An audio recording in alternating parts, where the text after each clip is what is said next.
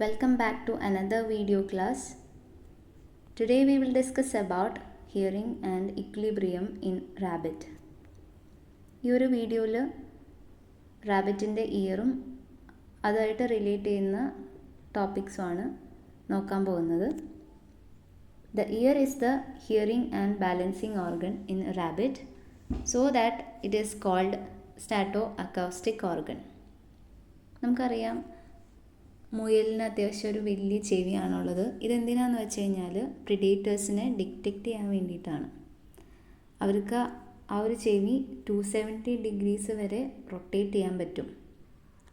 നമുക്കിനി ഡീറ്റെയിൽ ആയിട്ട് നോക്കാം. The ear is having 3 parts: external, middle and internal ears. External and middle ear deals with reception and transmission of sound waves. Internal ear deals with hearing and balancing. ഇനി external ഇയറിന് 2 parts ആണുള്ളത്: പിന്ന and external auditory metres. പിന്ന എന്ന് പറയുന്നത് ഒരു movable ആയിട്ടുള്ള ഒരു external year ഫ്ലാപ്പാണ്. അതുണ്ടാക്കിയിരിക്കുന്നത് elastic cartilage കൊണ്ടും അതുപോലെ വോളണ്ടറി മസിൽസ് കൊണ്ടാണ്. പിന്നെ കഴിഞ്ഞ് വരുന്ന ഒരു ട്യൂബുലാർ പാസേജിനെയാണ് എക്സ്റ്റേണൽ ഓഡിറ്ററി മീറ്റേഴ്സ് എന്ന് പറയുന്നത്. ഈ ഒരു ഡയഗ്രത്തിൽ കാണാൻ പറ്റും. പിന്നെ അതൊരു എക്സ്റ്റേണൽ ആയിട്ടുള്ളൊരു ഫ്ലാപ്പ് പോലെയാണ്. അത് കഴിഞ്ഞ് വരുന്ന ഒരു tubular passage, it is called external auditory meatus. Next, middle ear. Middle ear is situated inside the tympanic bulla. അതിനൊരു എയർ ഫിൽഡ് ആയിട്ടുള്ളൊരു ടിംപാനിക് ക്യാവിറ്റി ഉണ്ട്. ഈ ഒരു tympanic cavity is separated from the external auditory canal by a tympanic membrane. Tympanic membrane പറയുന്ന പേരാണ് ടിംപാനം അല്ലെങ്കിൽ ear drum എന്ന്. Tympanic cavity communicates with the pharynx through the eustachian tube, and also it serves for the ventilation of the tympanic chamber, so that the air pressure within the middle ear equals the atmospheric pressure. Atmospheric pressureും middle ഇയറിലുള്ള പ്രഷറും equal ആവാൻ വേണ്ടിയിട്ടാണ് ventilation വരുന്നത് tympanic ചേംബറിനകത്ത്. Tympanic cavity communicates with the inner ear through 2 openings: fenestra ovalis and fenestra rotunda. ഇത് രണ്ടും ഒരു തിൻ കണക്റ്റീവ് ടിഷ്യൂ മെംബ്രെയിൻ വെച്ചാണ് കവർ ചെയ്തിരിക്കുന്നത്. അതിനെയാണ് സെക്കൻഡറി ടിംപാനിക് മെംബ്രെയിൻസ് എന്ന് പറയുന്നത്. മമാലിയൻ മിഡിൽ ഇയറിൽ കാണാൻ പറ്റുന്ന ഒരു യുണീക്ക് ഫീച്ചറാണ് presence of a chain of 3 tiny bones. ഈ 3 ടൈനി ബോൺസ് ആണ് malleus, incus, stapes. Together they are called ear ossicles.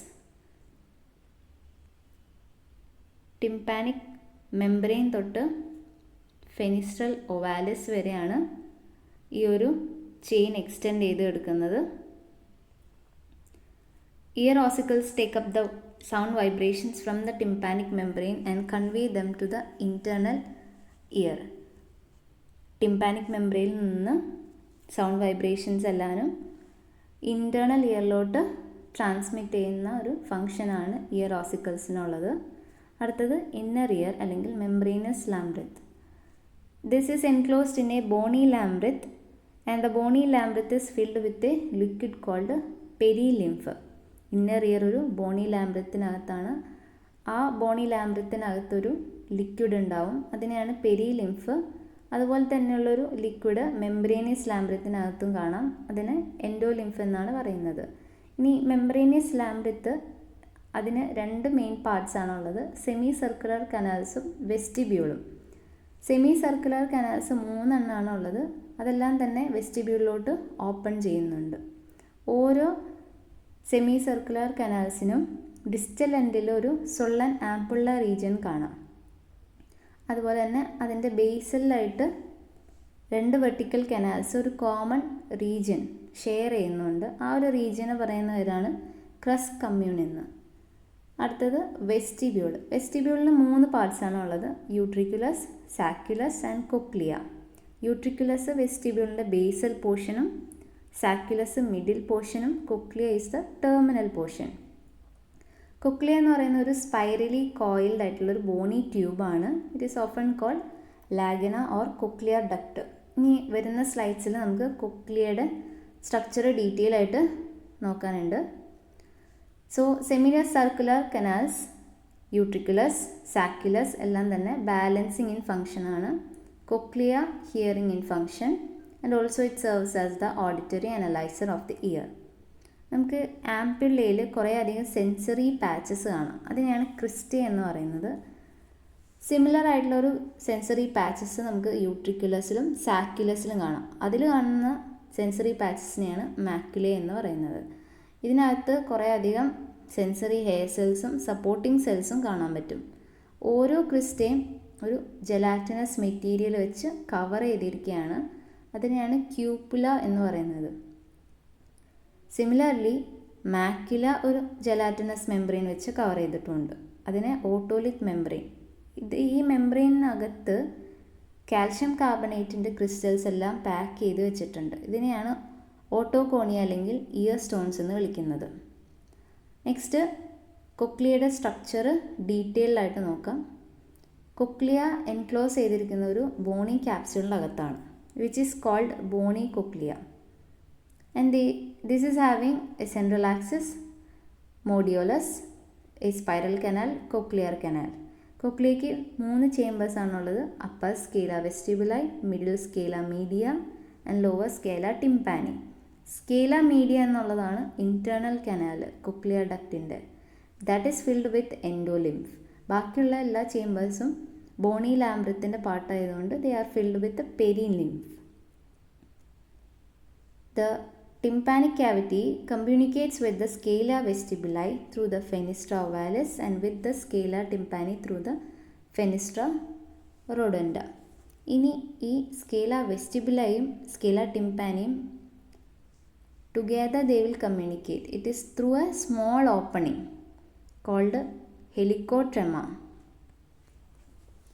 The epithelial wall of the scala media rests above on the resinar membrane and below the basilar membrane. Scala മീഡിയയുടെ epithelial വാളിൻ്റെ ലൊക്കേഷനാണ് റെസിനർ മെംബ്രെയിൻ്റെ മുകളിലും and below the basilar membrane. ഇനി ഈ basilar മെംബ്രെയിനിന് മുകളിലുമായിട്ട് ഒരു complex receptor apparatus കാണാൻ പറ്റും, which is called organ of Corti, and that is having so many sensory hair cells and supporting cells. Supporting സെൽസിൽ വരുന്നതാണ് Hensen cells, Deiter cells, pillar cells. Basilar മെംബ്രെയിനിൽ നിന്ന് project ചെയ്തിട്ടും organ of കോട്ടിയുടെ മുകളിലായിട്ടും ഒരു gelatinous membrane കാണാൻ പറ്റും. അതിനെയാണ് ടെക്ടോറിയൽ membrane എന്ന് പറയുന്നത്. Organ of Corti is the sound receptor. So being the sound receptor, nerve ഇമ്പൾസിനെ എല്ലാം തന്നെ സെറിബ്രത്തിലോട്ട് ട്രാൻസ്മിറ്റ് ചെയ്യുന്ന ഒരു ഫങ്ഷനാണ് ഓർഗൻ ഓഫ് കോട്ടിക്കുള്ളത്. അടുത്തത് mechanism of hearing. The sound waves are collected by the movable pinna which travel through the external auditory meters and cause the eardrum to vibrate. Sound waves എല്ലാം തന്നെ movable ആയിട്ടുള്ള പിന്ന collect ചെയ്ത് external auditory മീറ്റേഴ്സിലൂടെ അത് year ഡ്രമ്മിലോട്ട് transfer ചെയ്യുന്നു. അപ്പോൾ ഈ ear drum vibrate ചെയ്യാൻ തുടങ്ങും. വൈബ്രേഷൻസ് എല്ലാം തന്നെ ഇയർ ഓസിക്കിൾസിലൂടെ മൂവ് ചെയ്ത് അത് ഇൻറ്റേർണൽ ഇയറിലോട്ട് എത്തുന്നു. Now the vibrations of the membrane of fenestra ovalis cause alternate increase and decrease in the pressure of the perilymph of scala vestibuli. അടുത്തതായിട്ട് there is a increase and decrease. പ്രഷറിൽ കൂടുതലും കുറവും വരും. അങ്ങനെ scala ടിംപാനിയിലോട്ട് ആ ഒരു vibrations transmit ചെയ്ത് പിന്നെ അത് മിഡിൽ ഇയറിലോട്ട് എത്തുന്നു. പ്രഷർ കാരണം ഫെനിസ്ട്ര റോഡുണ്ട ബൾജ് ചെയ്ത് മിഡിൽ ഇയറിലോട്ട് നിൽക്കുന്നുണ്ട്. അപ്പോൾ it act as A pressure relief valve. Next vibrations കാരണം ഓർഗൺ ഓഫ് കോട്ടിലുള്ള ഹെയർ സെൽസ് എല്ലാം തന്നെ സ്റ്റിമുലേറ്റ് ആവും. അപ്പം എന്താണ്, സൗണ്ട് വൈബ്രേഷൻസ് എല്ലാം ട്രാൻസ്ഫോം ആയിട്ട് സെൻസറി ഇമ്പൾസ് ആയിട്ട് മാറുന്നുണ്ട്. ഇനി ഈ ഇമ്പൾസ് എല്ലാം ബ്രെയിനിലോട്ട് പാസ് ചെയ്യണം. അതിന് വേണ്ടിയിട്ട് ഓഡിറ്ററി നെർവിലൂടെ സെറിബ്രത്തിലുള്ള ടെമ്പറൽ ലോബിൽ ഉള്ള ഹിയറിംഗ് സെൻറ്ററിലോട്ട് ട്രാൻസ്മിറ്റ് ചെയ്യുന്നുണ്ട്. അവിടെ ചെന്നിട്ട് ഇമ്പൾസ് പെർസീവ് ചെയ്യുകയും അതുപോലെ it is translated into audible sound. And this is the diagrammatic representation of mechanism of hearing in rabbit. Sound waves first പിന്നയിലെത്തി ആൻഡ് ഫൈനലി അതൊരു ഓഡിബിൾ സൗണ്ടായിട്ട് അതിന് കേൾക്കാൻ പറ്റുന്നുണ്ട്. അടുത്തൊരു ടോപ്പിക്കാണ് ഇക്ലിബ്രിയം. തുടക്കത്തിൽ പറഞ്ഞു ഇയറിന് 2 ഫങ്ഷനാണ് മെയിനായിട്ടുള്ളത്, ഹിയറിങ്ങും അതുപോലെ equilibrium. Bodily equilibrium is of 2 kinds, static and dynamic. Static equilibrium എന്ന് പറയുന്നതാണ് orientation of the body in relation to gravitation. Dynamic equilibrium is the orientation in relation to rotational moments, acceleration and deceleration also. The receptors of equilibrium are cristae and maculae. Cristae is concerned with dynamic equilibrium and maculae are concerned with static equilibrium. അപ്പോൾ ഈ ഒരു ഇക്ലിബ്രിയത്തിൽ എന്തെങ്കിലും ഒരു change വരാണെങ്കിൽ ക്രിസ്റ്റയിലുള്ള അതുപോലെ തന്നെ മാക്യുലയിലുള്ള hair cells എല്ലാം തന്നെ stimulate ആവും. So from them auditory nerve will transmit the movements to brain as impulse, and after that brain respond to them by generating appropriate motor impulse for balancing the body.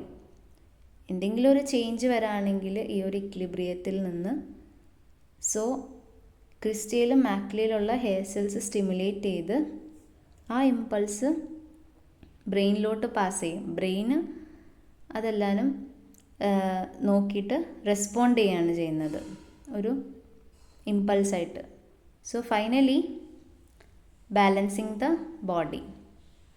ഇത്രയാണ് ഈ ഒരു ക്ലാസ്സിൽ പറയാനായിട്ടുള്ളത്.